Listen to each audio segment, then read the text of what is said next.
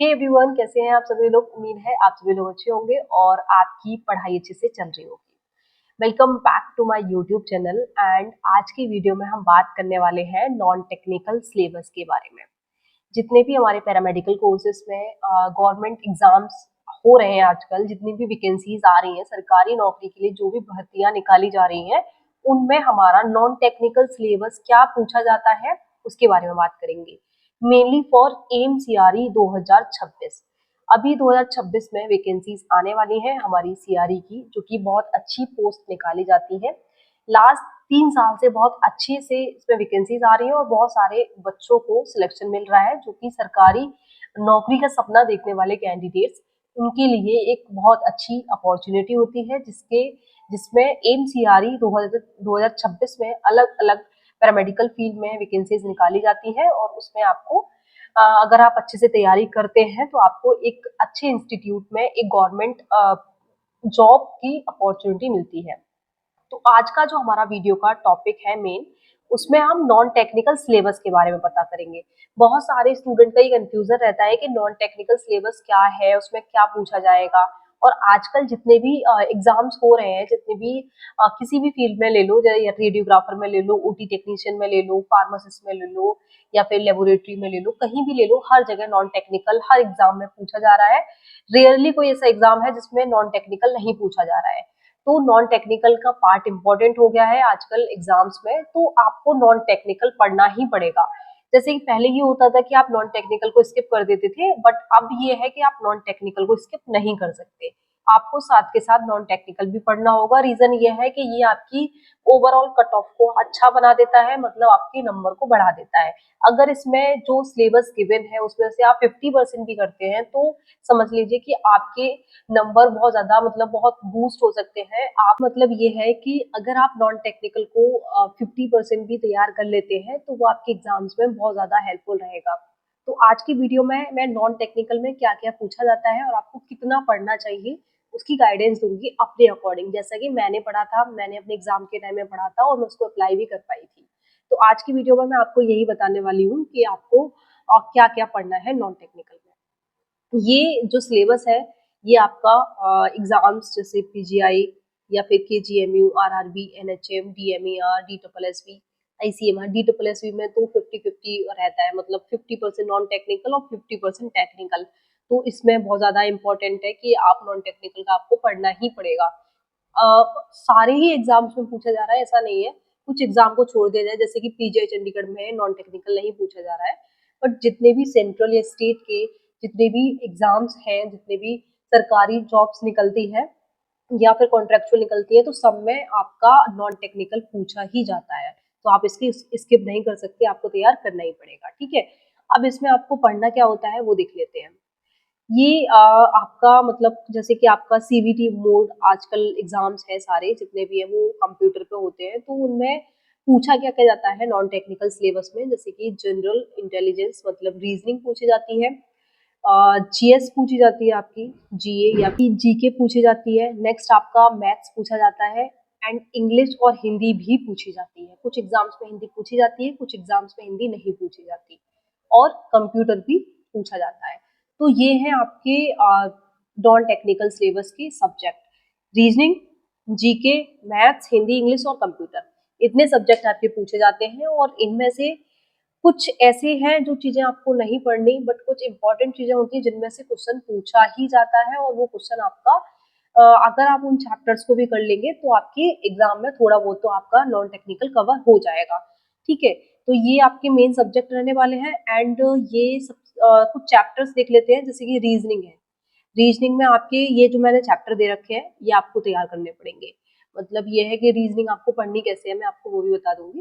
तो जैसे कि एनालॉगी है, रिलेशनशिप है, एंड अल्फाबेटिकल नंबर सीरीज से क्वेश्चन आता है। ये सिलोजिज्म है, coding and decoding, jumbling, sitting arrangement, Venn diagram, data sufficiency, statement conclusion and similarity differences, analytical reasoning, classification, directions, statement argument and assumption. मतलब ये है कि ये कुछ चैप्टर्स हैं जो आपको रीजनिंग के लिए तैयार करने हैं। ठीक है, इसमें से आप स्टेटमेंट आर्ग्यूमेंट ये वाला चैप्टर स्किप कर सकते हैं। उसके बाद डायरेक्शन से क्वेश्चन आता है, ये आपका इंपॉर्टेंट रहता है, ठीक है। मैं इंपॉर्टेंट के लिए ये मार्क कर देती हूँ। क्लासिफिकेशन, ये कुछ अलग तरह का हो सकता है, मतलब क्लासिफिकेशन कैसा पूछा जाएगा इसके बारे में आइडिया नहीं, इसको भी आप स्किप कर सकते हैं। एनालिटिकल रीजनिंग आप तैयार कर लेना, सिमिलैरिटी एंड डिफरेंसेस भी आप तैयार कर लेना। स्टेटमेंट कंक्लूजन वाले क्वेश्चन मोस्टली नहीं पूछे जाते। डेटा सफिशिएंसी वाले भी क्वेश्चन नहीं पूछे जाते। वेन डायग्राम से क्वेश्चन आता है, वेन डायग्राम से आता है, सिटिंग अरेंजमेंट से सारे एग्जाम्स में क्वेश्चन आता है, जम्बलिंग से भी आता है, कोडिंग डिकोडिंग से भी आता है। और ये वाला चैप्टर तो आपको काफी इंपॉर्टेंट है, ये क्वेश्चन आपका सारे एग्जाम में आएगा। इवन एक क्वेश्चन की जगह पे इसके 2-3 क्वेश्चन भी आ सकते हैं, ठीक है। इसकी ये चैप्टर सबसे ज्यादा इंपॉर्टेंट है। नंबर सीरीज और अल्फाबेटिकल सीरीज होता है, ये भी इससे भी क्वेश्चन पूछा जाता है, रिलेशनशिप से भी पूछे जाते हैं, एनालॉजी से भी पूछे जाते हैं। तो आप रीजनिंग में तो मेरे अकॉर्डिंग जितना सिलेबस है आप सारा तैयार कर लीजिए, क्योंकि रीजनिंग रहता है आपका ईजीएस्ट। अब इसके लिए आपको करना क्या है, जैसे कि अगर हम एम्स के लिए तैयारी करें, जैसे कि एम्स सीआरई जो आने वाला है, मोस्टली स्टूडेंट उसका वेट कर रहे हैं 2026 का, तो वो एग्जाम जैसा कि सुनने में आ रहा है कि वो आपका जैन तक या फिर फेब जैन, मतलब 2026 के स्टार्टिंग में इसका नोटिफिकेशन आने के चांसेस हैं। तो इसके अकॉर्डिंग अगर देखें तो हमारे पास अभी हमारा अक्टूबर चल रहा है, हमारे अक्टूबर में तो दिवाली है अभी, तो आपके पास नवंबर का टाइम है एंड आपके पास दिसंबर का टाइम है, तो 2 महीने तो आपके पास पूरे पूरे हैं। तो मेरे अकॉर्डिंग आप करें क्या कि आप रीजनिंग में भी आप क्या करेंगे कि नवंबर में आपको क्या करना है, रीजनिंग आपको पूरी खत्म करनी है। आपको रीजनिंग की प्रैक्टिस करनी है और रीजनिंग आपको अच्छे से समझनी है, ठीक है। अभी इसके अब इसमें क्या है ना कि जितने भी मैंने चैप्टर दे रखे हैं पहले इनकी आप यूट्यूब से या फिर आप कोई रीजनिंग की आपके पास बुक है तो आप उससे इनकी देख लीजिए कि मेथड्स क्या क्या है, तो वो आप इसको एक कॉपी पे छोटी सी पतली सी कॉपी ले लीजिए। उसके लिए वो आपको यहाँ पे अपनी हैंड राइटिंग में आप लिख लें कि आपको कैसे अप्लाई करना है, मतलब कैसे कैसे मेथड्स हैं। उसके बाद आप करेंगे क्या कि आप डेली क्वेश्चन की प्रैक्टिस करें, मतलब जैसे कि आपने फर्स्ट चैप्टर लिया है, पहले आप फर्स्ट चैप्टर उठाएंगे, इसके लिए आप क्वेश्चन की प्रैक्टिस करें। इसमें आप मिनिमम 50 क्वेश्चन एक चैप्टर के कर लीजिए, ठीक है। अगर आपके पास क्वेश्चन अवेलेबल नहीं है तो मैं क्वेश्चन आपको टेलीग्राम ग्रुप पे भेज दूंगी, आप मेरा टेलीग्राम चैनल को ज्वाइन कर लीजिएगा। टेलीग्राम की लिंक मैं डिस्क्रिप्शन बॉक्स में ऐड कर दूंगी। तो आप टेलीग्राम से डेली जैसे कि एनालॉगी चैप्टर करना है या फिर आपको ये अल्फाबेटिकल सीरीज करनी है, तो आप उसके डेली 50 क्वेश्चंस को अटेम्प्ट करो। और मतलब जैसे आपने एक बार इसका मेथड देख लिया, देन उसके 50 क्वेश्चंस को अटेम्प्ट कर लिया, तो आप फुल नवंबर आपको ये करना है कि आप इनके सारे जितने भी चैप्टर गिवन है इनको मतलब इनके मेथड्स लिखे और इनका तरीका जानने के बाद, इनके शॉर्ट ट्रिक सीखने के बाद आप इनके क्वेश्चन को प्रैक्टिस कर लें। दिसंबर में आपको क्या करना है कि दिसंबर में आपको सिर्फ और सिर्फ टेस्ट लगाने हैं, ठीक है। इसमें सिर्फ और सिर्फ आपको टेस्ट लगाने हैं, टेस्ट मैं आपको प्रिपेयर करके दे दूंगी। तो आप पहले अपने सिलेबस को खत्म करेंगे 1 महीने में रीजनिंग का। मैं सिर्फ और सिर्फ रीजनिंग की बात कर रही हूँ क्योंकि रीजनिंग बहुत ही ईजीएस्ट सब्जेक्ट है, इसमें ऐसा कुछ भी नहीं है जो कि बहुत ज्यादा समझने का है। आपको सिंपल इनको सबको देखे और याद करना है और बार बार उसको रिविजन करना है, मतलब इनके मेथड्स को। और एक बार ये प्रैक्टिस में आ गए ना तो ये क्वेश्चन आप कभी भूलेंगे नहीं, ये बहुत ही आसान चैप्टर रहता है, ये बहुत आसान सब्जेक्ट रहता है, ठीक है। आपको रीजनिंग इस तरीके से करना है, आई होप सो आप समझ गए होंगे, बहुत ही आसान तरीका है रीजनिंग को फिनिश करने का। तो आपके पास जो रीजनिंग के लिए आपने जो अपनी स्ट्रेटेजी बनाई है वो सिर्फ और सिर्फ 2 महीने की बनाई है, ठीक है। 2 महीने में आपको अपना पूरा रीजनिंग माइंड करना है, पूरा रीजनिंग आपको फिनिश करना है। अब चाहे 26 में आपको एम्स देना पड़े या फिर कोई और स्टेट की एग्जाम की वैकेंसीज आ जाए या फिर DSSB आ जाए, ICMR आ जाए, बहुत सारी वैकेंसीज का आने का चांसेस है, ICMR भी आ सकता है, DSSB भी नोटिफिकेशन आते रहते हैं, तो बहुत सारे कोई भी वैकेंसीज आ जाए, रीजनिंग आपका सारी वैकेंसीज में काम करेगा अगर आपने एक बार इसको खत्म कर लिया तो, ठीक है। रीजनिंग आप कर लेंगे, देन नेक्स्ट सब्जेक्ट है हमारा, ये है आपका जीए, मतलब जीके को आप कैसे तैयार करेंगे। अब जीके में India, neighbouring countries, history, culture, geography, economic, ये पॉलिटी होती है, book and authors, sports, static GK, current affair भी आता है एंड प्रैक्टिकल नॉलेज।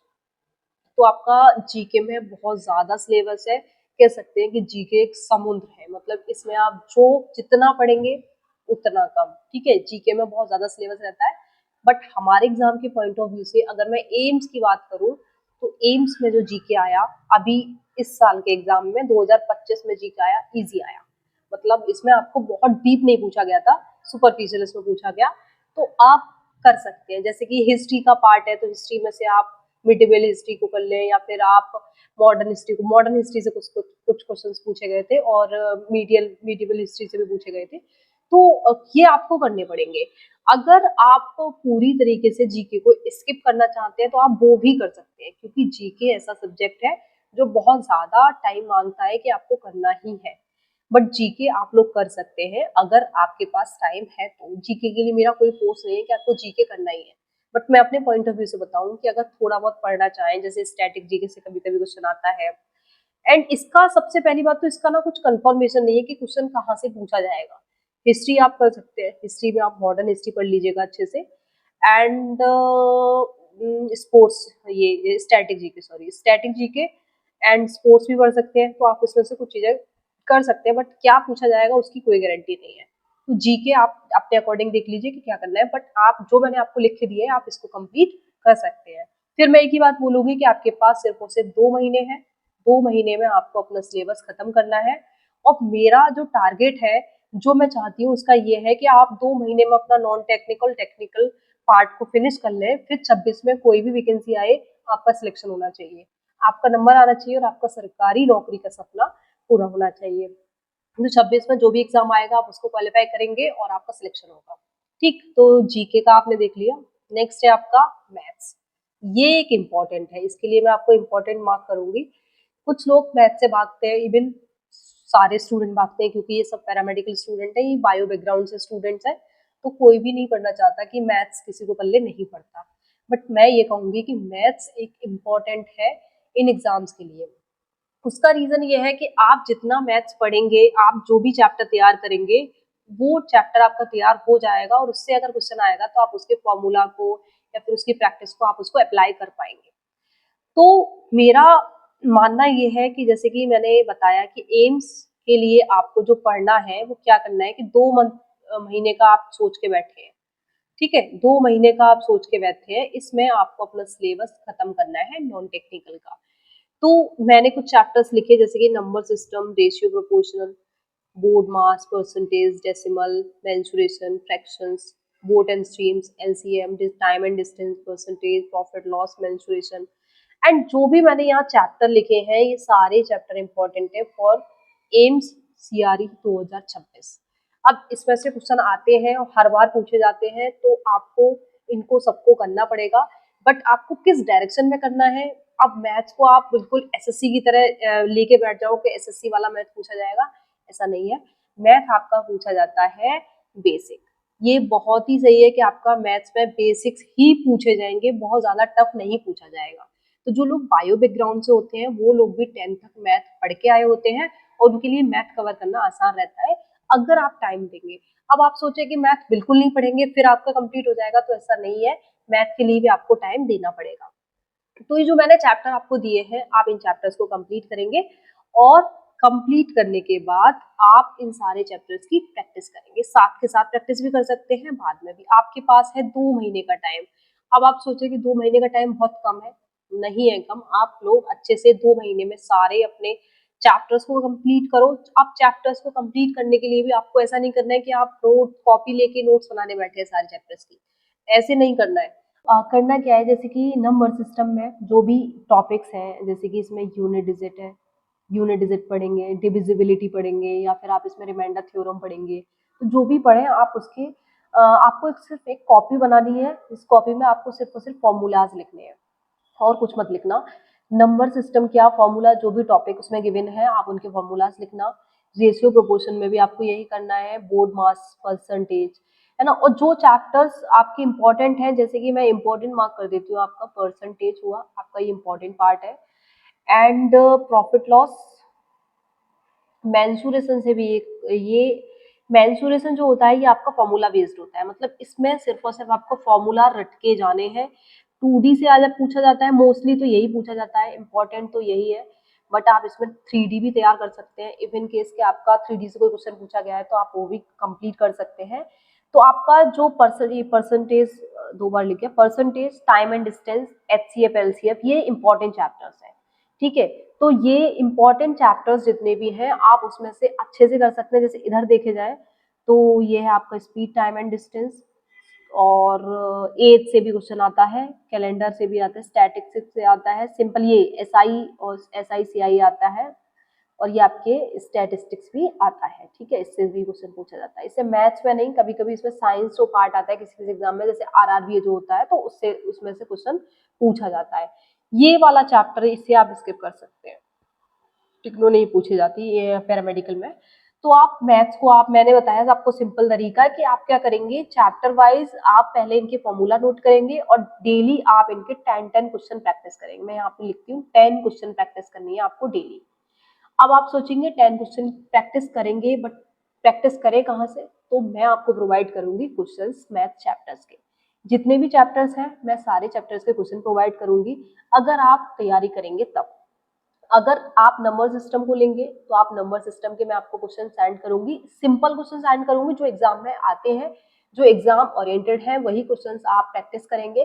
तो क्या होगा कि आप ना ही डिमोटिवेटेड होंगे और आप अपनी नॉन टेक्निकल को अच्छे से तैयार कर लेंगे। क्योंकि होता क्या है कि आपने कोई भी चैप्टर किया, मैथ का कंप्लीट किया और आप उसको अप्लाई कर रहे हैं बट क्वेश्चन सॉल्व नहीं हो रहा है, तो वो वहाँ पे डिमोटिवेशन हो जाता है, वहाँ पे स्टूडेंट सोचते हैं कि हम मैथ्स को नहीं करेंगे।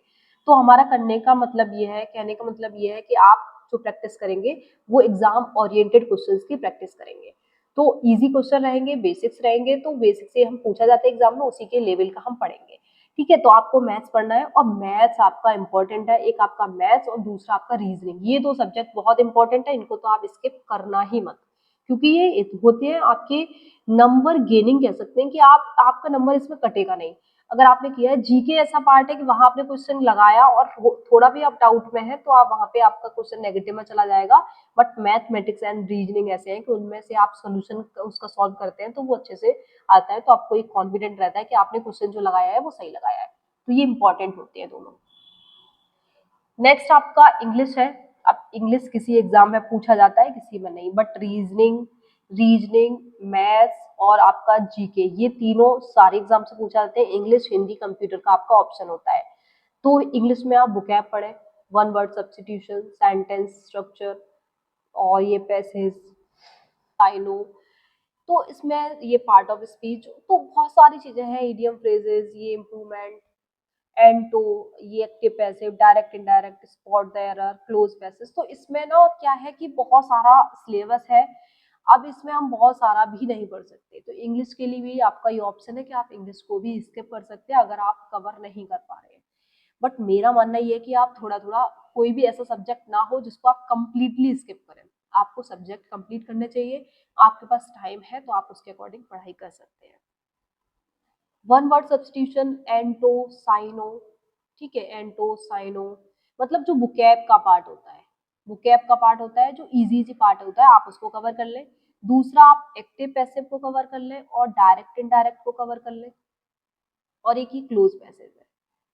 ठीक है, एक आपका ये इडियम फ्रेजेस है। अब इडियम फ्रेजेस हुआ या फिर ये साइनो हुए, तो ये बहुत सारा पार्ट है, इसमें से आप कितना करेंगे आपको ये कंफ्यूजन रहता है। तो ये मैं मतलब इसमें बहुत ज्यादा पढ़ने की भी जरूरत नहीं है, आप बहुत ज्यादा मत करना। बट जो इम्पोर्टेंट है, जो एग्जाम ओरिएंटेड है, जो पहले पूछा गया है, आप उसको कंप्लीट कर लेना। इंग्लिश में बहुत ज्यादा करने की जरूरत नहीं है, क्योंकि इंग्लिश आपको हो सकता है कि आपके जो एग्जाम में आए वो आपने पढ़ा ही ना हो, तो ये चीजें बहुत हो जाती है इंग्लिश के साथ। अब नेक्स्ट हमारा रहता है हिंदी। अब हिंदी क्या है, हिंदी बहुत आसान भी नहीं है, जैसे कि हिंदी देखने में लगती है कि बहुत इजी होगी, बट हिंदी इजी नहीं होती। हिंदी में आपको उपसर्ग, प्रत्यय, पर्यायवाची, संधि विशेष और ये समास विग्रह और विलोम शब्द, मुहावरे, बट हिंदी इजी, आप इसको कंप्लीट कर सकते हैं। बट ये है कि इसमें बहुत टफ नहीं पूछा जाएगा, इजी रहता है। तो हिंदी का पार्ट भी है। आप नॉन टेक्निकल जो भी स्टूडेंट पढ़ेंगे नॉन टेक्निकल में, हिंदी अगर आ रही है उनके पेपर में, तो आप मुझे मैसेज करके बताना, मैं आपको हिंदी के नोट्स भी प्रोवाइड कर दूंगी। आप टेलीग्राम चैनल को जरूर ज्वाइन कर लेना, टेलीग्राम चैनल को ज्वाइन कर लेना। टेलीग्राम चैनल पे हम नोट्स, पीडीएफ और वीडियोस वगैरह अपलोड करते रहते हैं, तो वहां से आपको काफी हेल्प मिलेगी। ठीक है, हिंदी में जो भी मैंने दे रखा है उससे अलग कुछ भी नहीं आएगा, आप इतना कंप्लीट कर लीजिएगा। नेक्स्ट है हमारा कंप्यूटर। कंप्यूटर भी हमारा किसी एग्जाम में आता है, किसी में नहीं आता, ये भी एक ऑप्शनल सब्जेक्ट है। ये एक ऑप्शनल है, यहाँ पे आप organisation of a computer, CPU, input device, output device, computer memory, memory organisation, backup, ports, Windows, keyboard, keyboard shortcut की से क्वेश्चन आता है ना, ये इंपॉर्टेंट है। CPU या फिर ऑर्गेनाइजेशन ऑफ कंप्यूटर, तो इसमें भी आपका बहुत ज़्यादा सिलेबस नहीं है, बट अगर आपके एग्जाम में आ रहा है तो आप इसके लिए सिंपल सिंपल याद कर सकते हैं और वो इजीली आपको याद भी हो जाएगा। इसमें बहुत हार्ड एंड फास्ट कुछ भी नहीं है कि आप ऐसा कि नहीं होगा आप इसको छोड़ दें। आप इसमें इजी पार्ट पढ़ लें, हो सकता है अगर उससे क्वेश्चन आ जाए तो आपको नंबर मिल जाएगा, आपका नंबर नेगेटिव नहीं होगा। तो आप कंप्यूटर भी पढ़ लें। तो आपको जो मेन सब्जेक्ट कंप्लीट करने हैं उसमें आपका एक रीजनिंग है, एक आपका उसमें मैथ्स है, दूसरा हिंदी, इंग्लिश और computer. Hindi, English, Hindi and computer, इनमें से भी आप इजी इजी जो एग्जाम्स में, पैरामेडिकल एग्जाम्स में जो पूछे गए हैं आप उनको कर सकते हैं कवर। बट आपको जो कवर करने ही करने हैं वो ये दो सब्जेक्ट है। इन दो सब्जेक्ट को आप बिल्कुल मत छोड़ना, ये आपको मार्क्स देके जाएंगे। ठीक है, इनको करना बहुत सही है कि आप, अब आपका टारगेट क्या है? अब आपका टारगेट ये है कि 2026 में आपको एक सरकारी नौकरी लेनी है। ठीक है, सरकारी नौकरी का जो आपका सपना है वो खत्म नहीं होना चाहिए, 26 में पूरा हो जाना चाहिए। तो उसके लिए आपको सारा नॉन टेक्निकल, टेक्निकल सब्जेक्ट आपको अच्छे से कवर करना है। नॉन टेक्निकल में मैंने जितना बताया आप उतना कल कंप्लीट अगर कर लेंगे तो आपके सिलेक्शन होने से आपको कोई भी नहीं रोक सकता। तो जितना हमने बताया है आप उतना कंप्लीट करेंगे और अपनी 2026 में एक सरकारी नौकरी आपको जरूर मिलेगी। ठीक है, आप हमारे टेलीग्राम चैनल को ज्वाइन करना, आप हमारे इंस्टाग्राम चैनल को भी ज्वाइन कर लेना। वहाँ पे भी हम इंफॉर्मेटिव वीडियोस, शॉर्ट्स वगैरह डालते रहते हैं, रील्स बनाते रहते हैं। तो आप हमारे इंस्टाग्राम एंड आप हमारे टेलीग्राम चैनल को ज्वाइन कर लें, जिससे कि आने वाली वीडियोस और आने वाले नोट्स के बारे में आपको अपडेट मिलता रहेगी। और मैंने एक व्हाट्सएप चैनल भी बनाया है, तो वहाँ पे भी मैं आपको अपडेट देती रहूंगी। तो आप मेरे व्हाट्सएप चैनल को भी ज्वाइन कर लेना, मैं उसकी लिंक डिस्क्रिप्शन बॉक्स में दे दूंगी। वीडियो आप सभी के लिए हेल्पफुल रही हो तो आप अपने दोस्तों में शेयर करें और हमारे चैनल पे जो लोग नए हैं वो हमारे चैनल को सब्सक्राइब करें, वीडियो को लाइक करें। Thank you so much.